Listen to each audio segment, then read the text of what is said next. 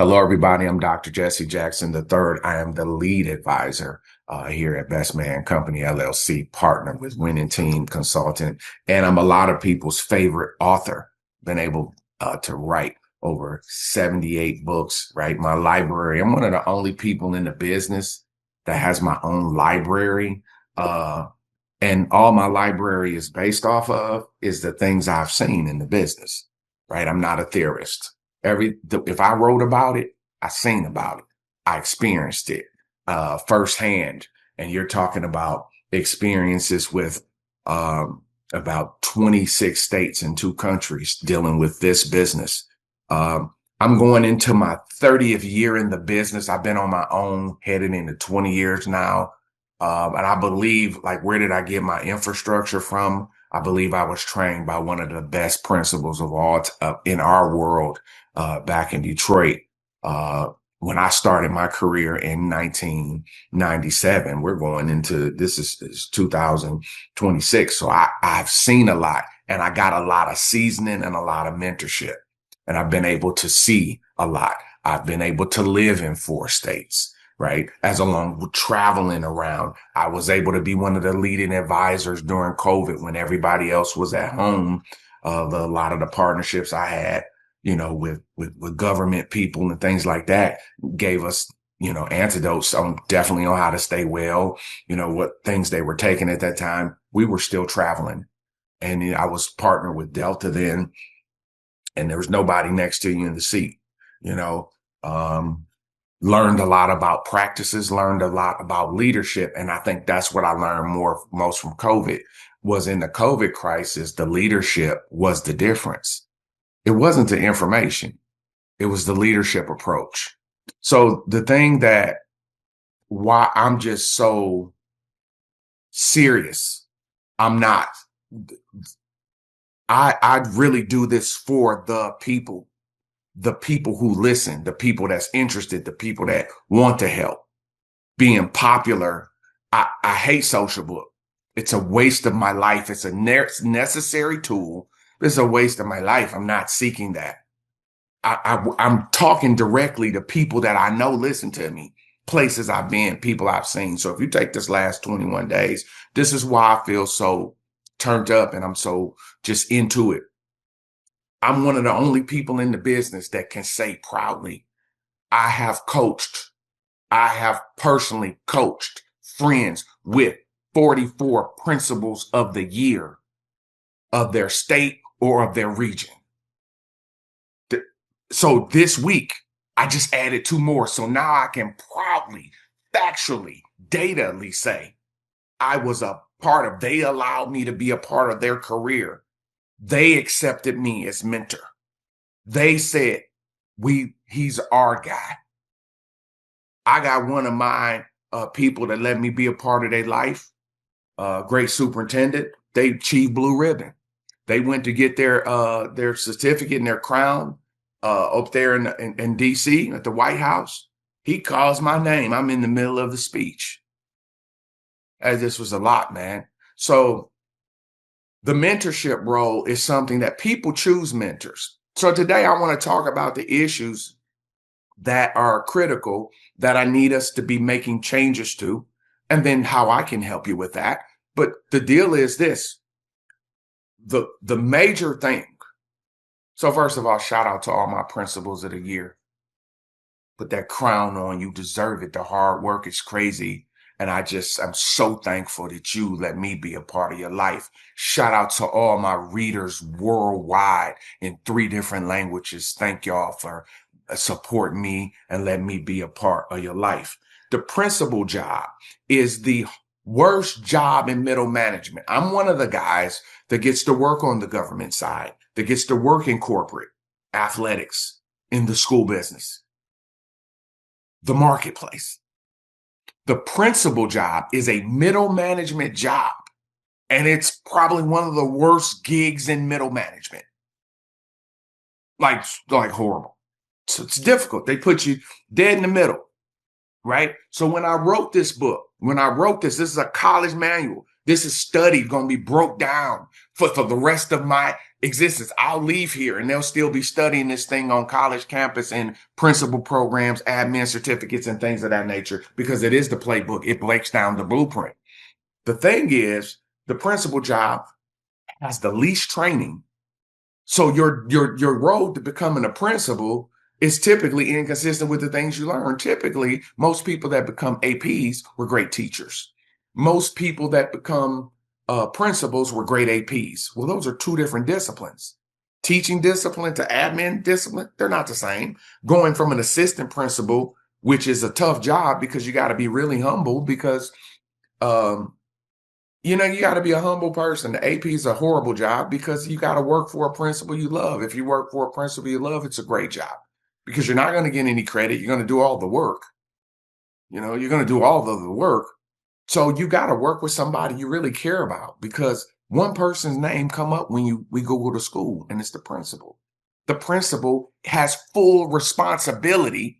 However, a lot of things that occur are out of their control. And you have to know that when you take the job. I have a lot of people right now in my travels, man. And I'm seeing out here, man, they're struggling. They're in this first 2 years as principal. They have no clue. And they're not getting the guidance. So when they sit here and fail, you have to realize my longevity in the business is a serious matter. I came in under No Child Left Behind. Do you realize that's like, hey man, that's almost like real time from when they put it on the books in like 2000. Real time, if you go back, that's like 20 plus years ago. People still haven't caught up with No Child Left Behind. What's the evidence? I still have governments closing schools, taking over schools, right? Like I work for an emergency manager, right? We've seen hundreds of schools in Michigan taken over, closed, forced charter, and those things. I seen that. I was a part of it. I was there, right? Well, fast forward to 2026, it's still a game. It's still happening. That means people haven't caught up with understanding testing. Testing is a very practice, philosophy, culture driven process. You do have to have data people. You have to have data smart people on your team, but you also have to have strategists and practical culture people on your team. If not, you will be consumed, because you can have all these smart people that can teach, but if you don't have people that maintain order, they won't be able to teach. If you don't have the structure of a good management that runs a program, right, that runs a day-to-day operation, that's all the things that principal life is about. We're not getting that training. We'll go to these leadership academies. We'll go to these leadership conferences. They're very policy oriented, practice oriented in theory. The people that I've been able to be a part of their life, we operate in a very character, culture, process, character, culture, courage. Meaning I have to know what I'm doing. I have to have a plan. And so what I ask everybody who's ever worked with me, I always ask them, what do you want to do with your life? What are you going to be doing 2 to 3 years from now? And it's been a really cool week because I sat with 2 of my principal of the years this week, and I really got on them really good. I didn't like their answer because they're not looking to the future. Why? They're consumed with the current principal job right now and maintaining the standard. But I believe principals have to be visionaries. They have to see where their program is going, right? So if you're a principal and you inherited an F, you would have to be able to look at your data, look at your team, look at your facility, and know how long it'll take me to get myself up to a B. How long would it take me to get to an A? That's the talk you need to be having with team. We don't coach like that. So in my coaching or in the way I work with my people, we never go against like your district, whatever they're asking you to do. I'm not going to give you anything outside of that. We're not going to do anything illegal. We're not going to go against the lawyer. Never do that, right? We're not going to get you in trouble. We're not going to create problems for you. I operate from, listen, let's just work. The radar is foolish. Let's just outwork them. Let's have a strategy. Let's have a philosophy. Let's have a practice. Let's commit our life to it, build the team around it, and go to work. That's my program. and it's personal development, and that's mentorship. Most of the situations going on in this business, I wrote some notes here because I didn't want to forget. Most of the things, errors going on in our business is the mentoring idea. Like I said, people have chose me as their mentor. I have never sought to be anybody's mentor. That's weird. Like, let me mentor you. How that sound? I chose my mentor, right? I chose to look up to him, the man that trained me. I chose to look up to him based on the kind of man he was and how he did his business. And I learned a lot from him. And I got 3 guys, man. Them guys helped me out, and 2 young ladies, vets. They taught me the game, and them lessons are alive in me today. So one, the mentoring flaw. A lot of districts have mentors for the principal. It's somebody at central office, right? But what I have consistently seen this, and you could take it how you want to take it. A lot of the mentors I've seen, I can remember one time in the great state, somewhere on the East Coast. I don't call it state because y'all be like, is you talking about me? Probably. No, I'm not. I don't even know you yet, right? In this one particular state on the East Coast, they had a principal's or superintendent mentoring program. Well, the person that got to be the superintendent mentor had got caught up in all type of craziness, was actually sanctioned, and was the superintendent of an F district, got to retire and got to get a mentoring job with the government based on relationships. Okay. I'm not mad at the person, but I'm asking, like I asked my boss at the time, what do you think he's going to tell you?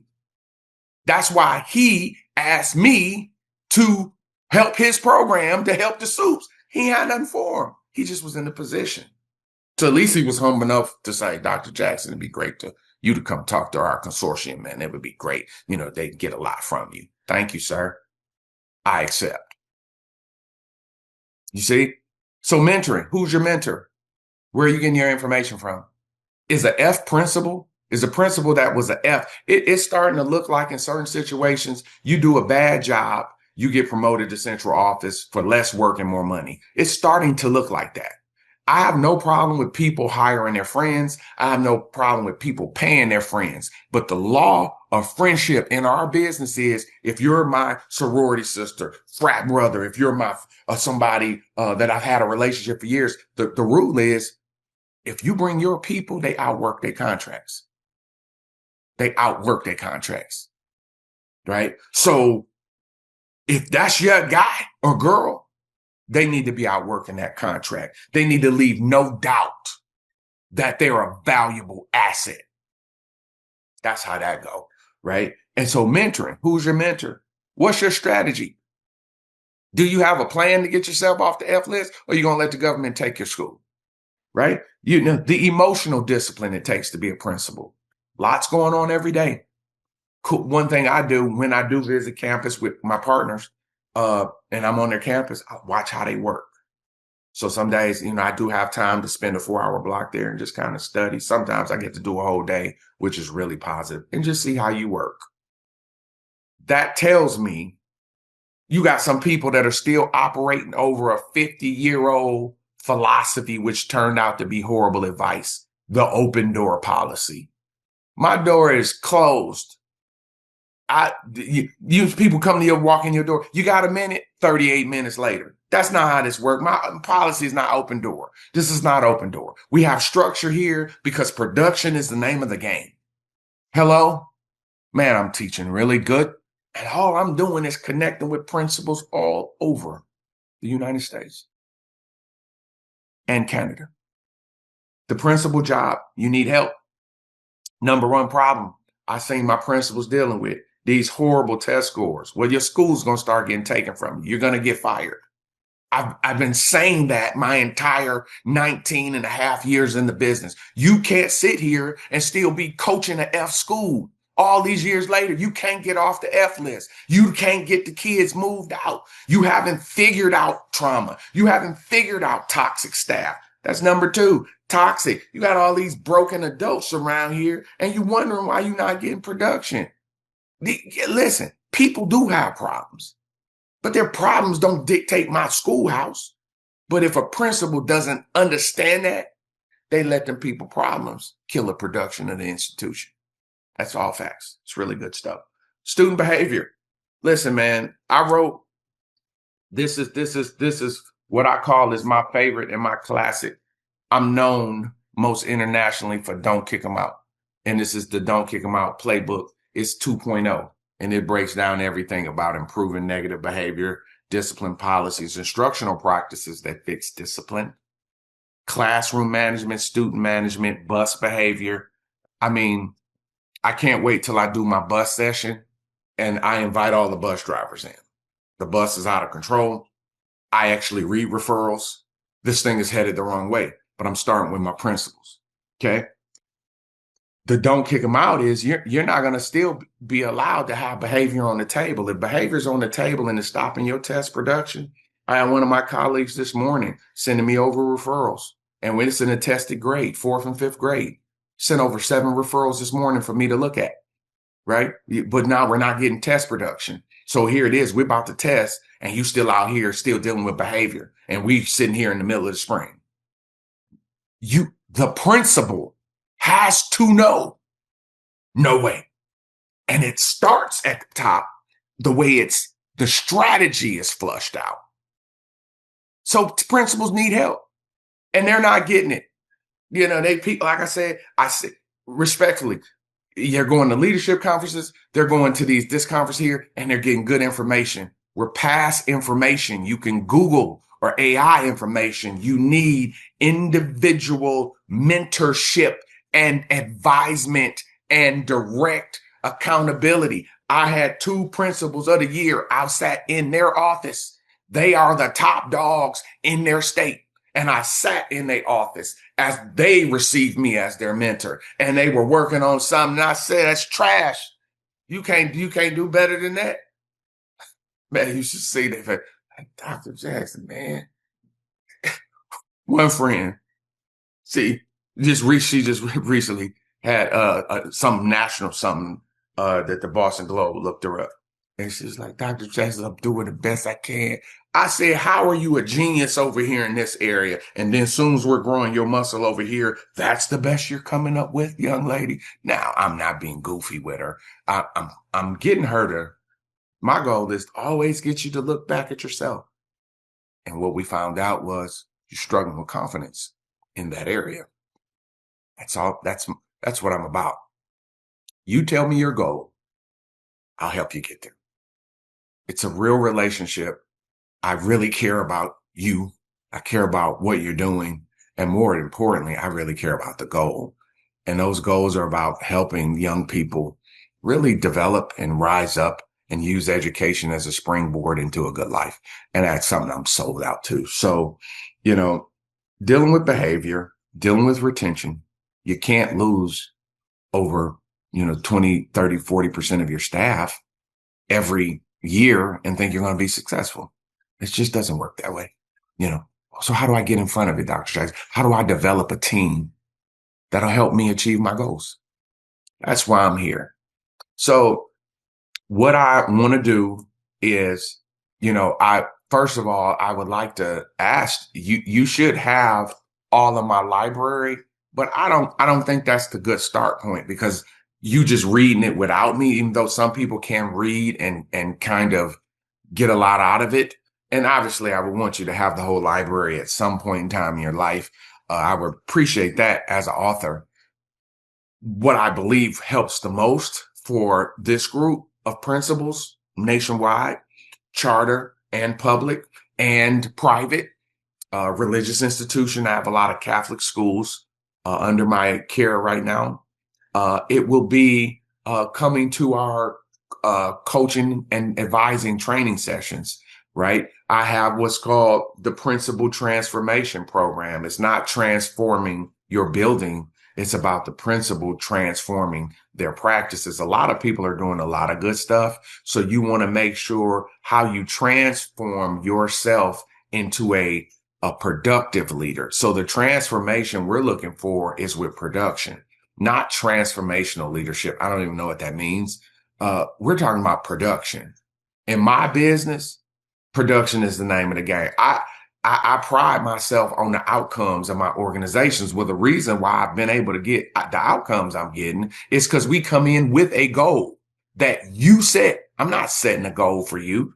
Everybody's working on something different, but we're not going to be sitting here in no F district, and I'm not going to have my name attached to no F district because you won't do the work, the strategy work. You got to have a plan and then execute and commit your life to it and sell out to it and get yourself off that F list, D list. The government not taking my school. I'm not getting embarrassed with my school and my district in the paper. Like we just stupid and we got the worst staff in the whole world.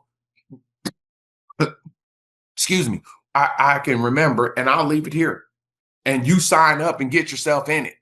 You want to get there, sign up, yourself in it. It's 3 broke down sessions. Listen, get some advice, get some guidance. And the part about this training coaching program is at the end of it, for everybody that enrolls, you'll be able to get you a coaching block with me, right? It's a few minutes, things like 15 minutes, like you get to get on. We get to talk. You want help? I'm here. You want to build a relationship? It's what I'm here to do. I'm not looking for anything in the middle. Relationships toward production.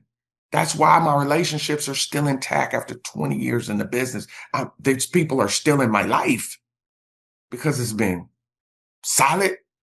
It's been ethics. It's like we are good. And once a person starts achieving their goals, going higher in the business, man, that stuff is valuable. So the thing, lastly, to leave you. So if you know you need to get in, just enroll. The information is below. The course starts and will be available going into the next couple of days. The start date is tomorrow.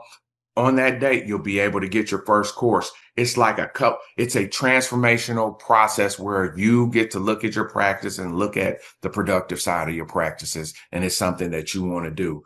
The one thing that you want to avoid is being a district where people say, and that's what I saw this week.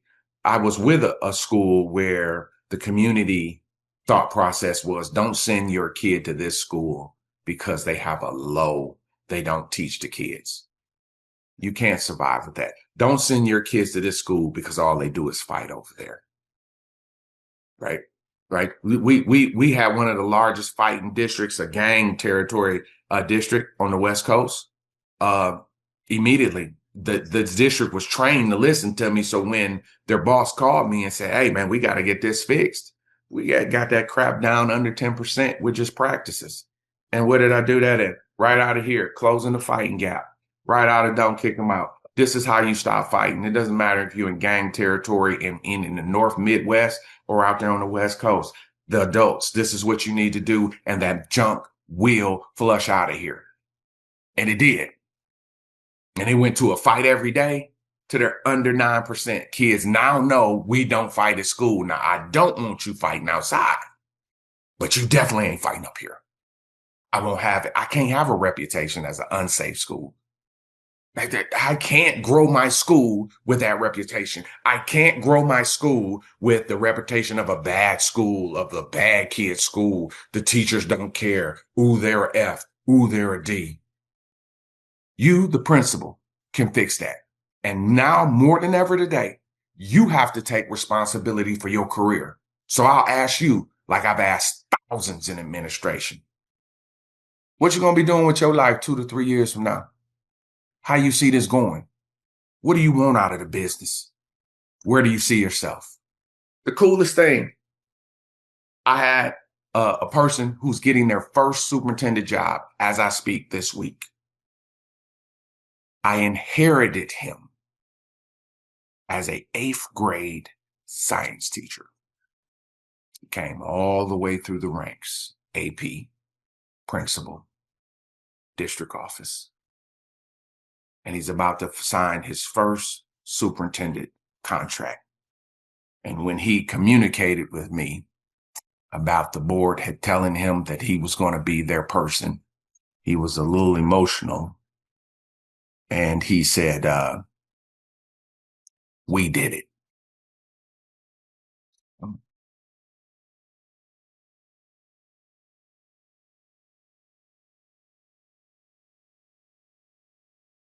Thank you. Thank you for letting me be a part of it. So he let me be a part of his success, and I was greatly appreciative. And just rooting for him to go do dynamic work moving on. You know, that's what this is about. Nothing else. To help the kids, you have to help management and the adults. If you don't do that, we're not going to be successful. We're trying to help kids, and we have adults that are struggling. That formula doesn't work. That's what's going on with our students. Their parents are struggling, and the kids thus are struggling as a result. This program, this training opportunity, and this coaching process, but it starts with training, like showing you some things that you can make some adjustments to and grow in those areas. That's what this process is about. It is a phenomenal opportunity. As a person that travel, I don't have a lot of time. I can't visit every campus, but this gives you an opportunity to get the knowledge that you need, the insight that you need that can help you to grow your practices and your program. I'm Dr. Jesse Jackson III.